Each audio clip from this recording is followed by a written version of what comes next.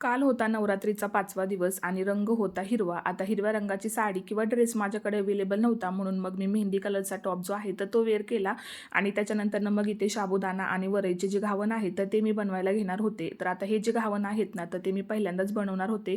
आता ते कसे झाले ते पुढे तुम्हाला समजेलच. पहिल्यांदाच मी केले होते आणि ते अशा पद्धतीने झालेले होते. तर सगळ्यात आधी ना मी इथे बॅटर बनवून घेतलं आणि त्याच्यानंतरनं शेंगदाण्याची चटणीसुद्धा बनवली. आता याच्यामध्ये मी जिरे घातले नाही, कारण की जिरे आमच्याकडे उपवासाला चालत नाही.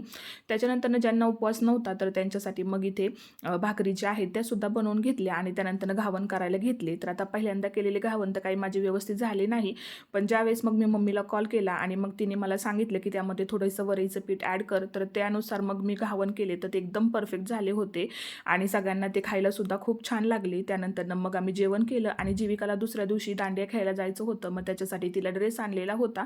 तर चला भेटूयात नेक्स्ट मिनी व्लॉगमध्ये. तोपर्यंत बाय.